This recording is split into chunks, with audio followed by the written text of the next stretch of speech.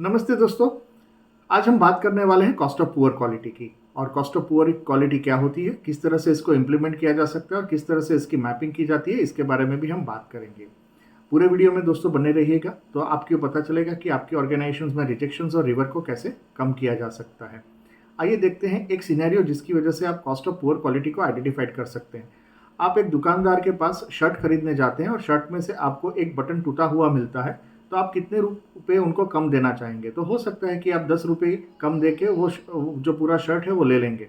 यानी एक छोटी सी गलती और इसकी सज़ा क्या थी, 10 रुपये कम मिला। आपको कितनी बार ऐसा हुआ है कि जब आपकी एक छोटी सी गलती हुई थी और आपके पैसे कस्टमर ने बहुत ज़्यादा काट लिए हैं। क्या इसका कोई हिसाब रहता है? बैलेंस शीट पे COPQ नाम का कोई हेड बना हुआ है जहाँ पे आपको पता चले कि आपकी जो कॉस्ट थी वो कितनी थी? अगर नहीं तो ये ज़रूर होना चाहिए। आपके पास जो COPQ है या कॉस्ट ऑफ पुअर क्वालिटी है वो 3 टाइप में डिवाइड हो जाती है।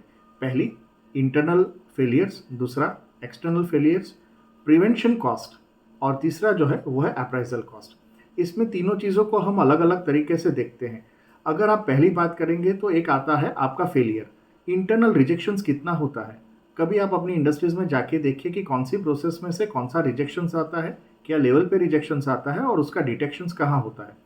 काफ़ी टाइम ये होता है कि जो पहली प्रोसेस है वहाँ से रिजेक्शंस हुआ था, लेकिन ये रिजेक्शंस हमने आइडेंटिफाइड किया, डिटेक्ट किया शायद आखिरी प्रोसेस में। अगर आपको ये पता पहली ही प्रोसेस में चल जाता था तो शायद आगे वाली 4-5 प्रोसेस में आप इसे प्रोसेसिंग में नहीं लेते थे और आपका प्रोसेस का कॉस्ट बच सकता था, साथ में टाइम भी बच सकता था। दूसरी जो चीज़ है कि वो है एक्सटर्नल फेलियर। अगर आपके कस्टमर्स को आप कोई चीज़ प्रोडक्ट में वारंटी देते हैं या वहाँ पे कोई रिजेक्शंस आता है तो आप क्या करते हैं, आप रिप्लेसमेंट करते हैं। रिप्लेसमेंट करने के लिए काफ़ी सारी इंडस्ट्रीज़ में लोग वापस भेजे जाते हैं, वहाँ पे टूर प्लान होते हैं, वहाँ पे जाके मुआयना करना रहता है और फिर रिप्लेसमेंट या रिवर्क होता है। इसका जो भी कॉस्ट है वो है आपका रिवर्क कॉस्ट। काफ़ी टाइम ये भी होता है कि आपने वहाँ पे रिजेक्शंस जो भी आया है उसको आपने कंप्लीटली रिप्लेस करके दे दिए, तो वो भी आपका कॉस्ट ऑफ पुअर क्वालिटी में ही आएगा।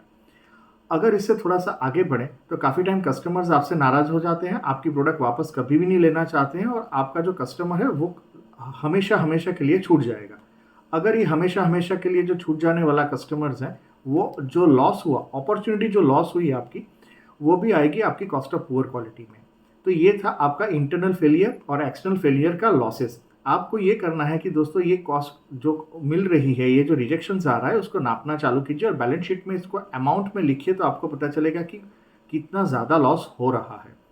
अभी देखते हैं प्रिवेंशन कॉस्ट। आपकी ऑर्गेनाइजेशंस में जितनी चीज़ आप जिग्स, फिक्सचर्स, टूल्स बनाते हैं वो है प्रिवेंशन कॉस्ट। कितने जिग्स बनाए, कितने फिक्सचर्स बनाए और उसके लिए प्रिवेंशन कॉस्ट कितनी जाती है वो एक बार देखिएगा। तीसरी जो है वो है अप्राइजल कॉस्ट। पूरी इंडस्ट्रीज में इंस्पेक्शन होता है और अगर मैं सही तरीके से बताऊं तो इंस्पेक्शन जैसी जो प्रोसेसेस है वो नॉन वैल्यूडेड एक्टिविटी में गिनी जाती है। यानी इंस्पेक्शन की वजह से ऑर्गेनाइजेशंस में कोई बेनिफिट नहीं मिलता है, ना इंस्पेक्शन की जो कॉस्ट है वो कस्टमर आपको देना चाहता है। तो आइडियली आपकी ऑर्गेनाइजेशन में इंस्पेक्शन होना ही नहीं चाहिए। अगर आप देखेंगे तो एक्सेप्टेबल क्वालिटी लेवल AQL की बात करें तो ऐसे स्टैंडर्ड्स अवेलेबल हैं जिसकी वजह से आप अपना इंस्पेक्शन लेवल को कम कर सकते हैं, एलिमिनेट कर सकते हैं। और बहुत ज़्यादा अगर आप अच्छे से प्रोसेस कंट्रोल करेंगे तो आपका इंस्पेक्शंस निकल जाएगा।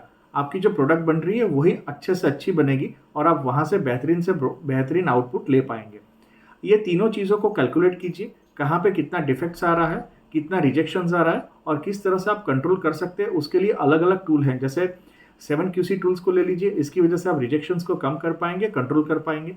प्रोसेस कंट्रोल के जो टूल है उसको भी आप इंप्लीमेंट कर सकते हैं और इसकी वजह से आपकी जो मैन्युफैक्चरिंग प्रोसेस है उसको भी आप कंट्रोल कर सकते हैं। आप पहले इसे गिनिए और गिनने के बाद आपको पता चलेगा कि इसकी वजह से कितना आउटपुट आपका लो हो रहा है। और काफ़ी टाइम ये जो रिजेक्शंस आता है, ये रिजेक्शंस की वजह से आपका जो मैन्युफैक्चरिंग में बॉटलनेक है वो भी कहीं ना कहीं शिफ्ट होती रहती है। तो ये बॉटलनेक शिफ्ट होने की वजह से आप अपनी मैन्युफैक्चरिंग लाइन से आउटपुट भी नहीं ले पाएंगे। ये चीज़ों को भी आपको ध्यान में रखना चाहिए। तो दोस्तों पूरे आपको कैसा लगा वो मुझे बताइएगा और हमारे चैनल को आपने सब्सक्राइब नहीं किया है तो ज़रूर से सब्सक्राइब कीजिएगा। हमारे साथ बने रहिए, हम बहुत सारी चीज़ें इस तरह से आपके साथ शेयर करते रहेंगे। धन्यवाद।